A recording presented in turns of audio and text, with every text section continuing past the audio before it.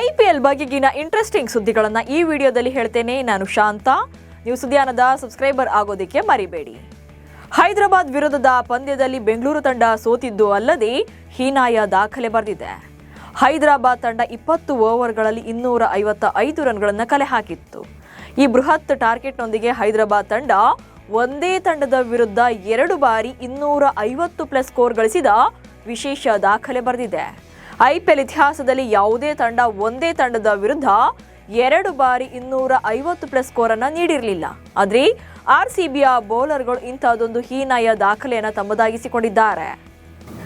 ಕಳೆದ 5 ವರ್ಷಗಳಲ್ಲಿ same trend ಮುಂದುವರಿಕೆಯಾಗಿದ್ದು ಈ ಬಾರಿ ಕೂಡ ಅದೇ ಕಂಟಿನ್ಯೂ ಆಗಲಿದೆ ಅಂತ ಫ್ಯಾನ್ಸ್ ನಂಬಿದ್ದಾರೆ. ಒಂದು ಸೀಸನ್ನಲ್ಲಿ ಟೇಬಲ್ ಟಾಪರ್ ಪ್ರಶಸ್ತಿಯನ್ನ ಗೆದ್ದಾಗಲೆಲ್ಲ ಮುಂದಿನ ಆವೃತ್ತಿಯಲ್ಲಿ 2ನೇ ಸ್ಥಾನದಲ್ಲಿರುವಂತಹ ತಂಡ ಕಪ್ ಗೆಲ್ಲುತ್ತೆ. ಕಳೆದ ವರ್ಷದ 2ನೇ ಸ್ಥಾನದಲ್ಲಿದ್ದ RCB ಚಾಂಪಿಯನ್ ಆಗಿತ್ತು. ಈಗ 5 ವರ್ಷಗಳ ಟ್ರೆಂಡ್ ಪ್ರಕಾರ ಈ ಬಾರಿ ಪ್ರಶಸ್ತಿ ಟೇಬಲ್ ಟಾಪರ್ಗೆ ಸೇರಲಿದೆ ಎಂದ ಅಭಿಮಾನಿಗಳು ಟ್ರೆಂಡ್ ಮಾಡ್ತಿದ್ದಾರೆ. ಈ ಟ್ರೆಂಡ್ ರಿಪೀಟ್ ಆದರೆ RCB 2ನೇ ಟ್ರೋಫಿಯನ್ನ ಗೆಲ್ಲಲಿದೆ. ಹೈದರಾಬಾದ್ ತಂಡದ ಅಭಿಷೇಕ್ ಶರ್ಮಾ, ಇಶಾನ್ ಕಿಶನ್ ಹಾಗೆ ಎನ್ರಿಕ್ ಕ್ಲಾಸೆನ್ ಈ ಸೀಸನ್ ಅಲ್ಲಿ ಅದ್ಭುತ ಬ್ಯಾಟಿಂಗ್ ಪ್ರದರ್ಶನ ನೀಡಿದ್ದಾರೆ. ಈ ಮೂವರು ತಲಾ 500+ ರನ್ ಗಳಿಸುವ ಮೂಲಕ IPL ಇತಿಹಾಸದಲ್ಲಿ ಒಂದೇ ತಂಡದ 3 ಆಟಗಾರರು ಈ ಸಾಧನೆ ಮಾಡಿದ ದಾಖಲೆ ಬರೆದಿದ್ದಾರೆ. ಅಂದ್ರೆ ಈ 3 ಆಟಗಾರರು ಈ ಸೀಸನ್ ಅಲ್ಲಿ 1500ಕ್ಕೂ ಹೆಚ್ಚು ರನ್ಗಳನ್ನ ಕಲೆ ಹಾಕಿದ್ದಾರೆ. ಲಕ್ನೋ ಸೂಪರ್ ಜೈಂಟ್ಸ್ ಹಾಗೆ ಪಂಜಾಬ್ ಕಿಂಗ್ಸ್ ಮುಖಾಮುಖಿಗೆ ಕೌಂಟ್ ಡೌನ್ ಸ್ಟಾರ್ಟ್ ಆಗಿದೆ. ಆರಂಭದಲ್ಲಿ ಸತತ ಗೆಲುವುಗಳಲ್ಲಿ ಪಾಯಿಂಟ್ಸ್ ಟೇಬಲ್ನ ಕಿಂಗ್ ಆಗಿದ್ದ ಪಂಜಾಬ್ ತಂಡ ಈಗ ಬರೀ ಸೋಲುಗಳಿಂದ ಕಂಗಾಲಾಗಿದೆ. ಸುಲಭವಾಗಿ ಪ್ಲೇ ಆಫ್ ಪ್ರವೇಶಿಸುವ ಅವಕಾಶ ಹೊಂದಿದ್ದ ಪಂಜಾಬ್ ಈಗ ಬೇರೆ ಬೇರೆ ತಂಡಗಳ ಫಲಿತಾಂಶದ ಮೇಲೆ ಚಿತ್ತ ನೆಟ್ಟಿದೆ. ಇನ್ನು ಲಕ್ನೋ ಈಗಾಗಲೇ ಲೀಗ್ ಹಂತದಿಂದ ಹೊರಗುಳಿದಿದ್ದು ಪಂಜಾಬ್ ವಿರುದ್ಧ ಗೆದ್ದು ಮನೆಗೆ ಹೋಗುವಂತ ಉತ್ಸಾಹದಲ್ಲಿದೆ. ಪಂಜಾಬ್ ಕಿಂಗ್ಸ್ ತಂಡಕ್ಕೆ ಪ್ಲೇ ಆಫ್ ಆಸೆ ಇನ್ನೂ ಕೂಡ ಇದೆ. ಲಕ್ನೋ ವಿರುದ್ಧ ಜಯ ಸಾಧಿಸಿದ್ರೆ 15 ಅಂಕಗಳು ಸಿಗುತ್ತೆ.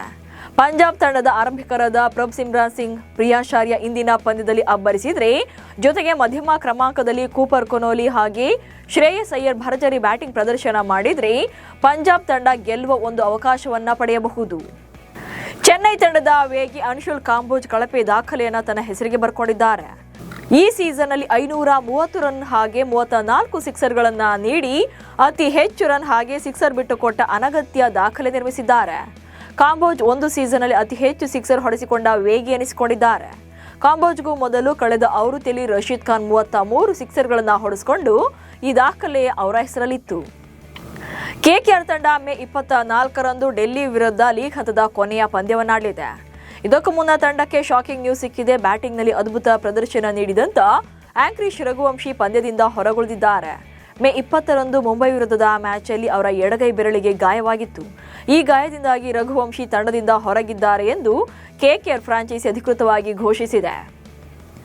MS ಧೋನಿ IPL ಟೂರ್ನಿ ಪ್ರಾರಂಭವಾಗುವ ಮೊದಲೇ ಗಾಯಗೊಂಡಿದ್ರು. ಆದರೆ CSK ಮ್ಯಾನೇಜ್ಮೆಂಟ್ ಧೋನಿ ಹೆಸರನ್ನ ಅಭಿಮಾನಿಗಳಿಗೆ ಮೋಸ ಮಾಡಲು ಬಳಸಿಕೊಂಡಿದೆ ಅಂತ ಮಾಜಿ ಕ್ರಿಕೆಟರ್ ಕೃಷ್ಣಮಾಚಾರಿ ಶ್ರೀಕಾಂತ್ ಆರೋಪ ಮಾಡಿದ್ದಾರೆ.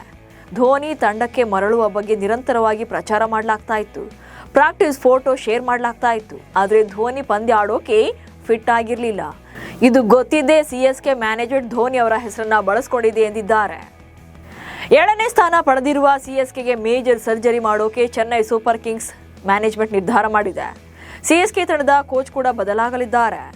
ಅಂದರೆ ಪ್ರಸ್ತುತ ಕೋಚ್ ಆಗಿರುವಂತಹ ಸ್ಟೀಫನ್ ಫ್ಲೆಮಿಂಗ್ ಬದಲಿಗೆ ಹೊಸ ತರಬೇತುದಾರರನ್ನ ಆಯ್ಕೆ ಮಾಡೋಕೆ ಫ್ರಾಂಚೈಸಿ ಮುಂದಾಗಿದೆ. ಆದರೆ ತಂಡದಲ್ಲಿ ಮಹೇಂದ್ರ ಸಿಂಗ್ ಧೋನಿ ಅವರ ಪ್ರಭಾವ ಜಾಸ್ತಿ ಇರೋದ್ರಿಂದ ಕ್ರಿಕೆಟ್ ದಿಗ್ಗಜರು ಕೋಚ್ ಹುದ್ದೆಗೆ ಇರಲು ನಿರಾಕರಿಸ್ತಾ ಇದ್ದಾರೆ ಎಂದು ವರದಿಯಾಗಿದೆ.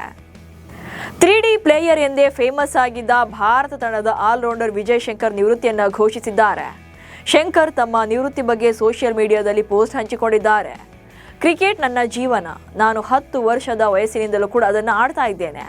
25 ವರ್ಷಗಳ ನಂತರ ಎಲ್ಲರ ಕನಸು ಕಾಣುವ ಮಟ್ಟದಲ್ಲಿ ಆಡೋಕೆ ಅವಕಾಶ ಸಿಕ್ಕಿದ್ದು ನನ್ನ ಅದೃಷ್ಟ ಎಂದು ನಾನು ಅಂದುಕೊಂಡಿದ್ದೇನೆ. ದೇಶೀಯ ಹಾಗೆ IPL ಕ್ರಿಕೆಟ್ ಎರಡರಿಂದಲೂ ಕೂಡ ನಿವೃತ್ತಿ ಹೊಂದೋಕೆ ನಾನು ನಿರ್ಧಾರ ಮಾಡಿದ್ದೇನೆ ಅಂತ ಬರ್ಕೊಂಡಿದ್ದಾರೆ. ಇವಿಷ್ಟು ಇವತ್ತಿನ IPL ಬಗೆಗಿನ ಸುದ್ದಿಗಳು. ನಮಸ್ಕಾರ.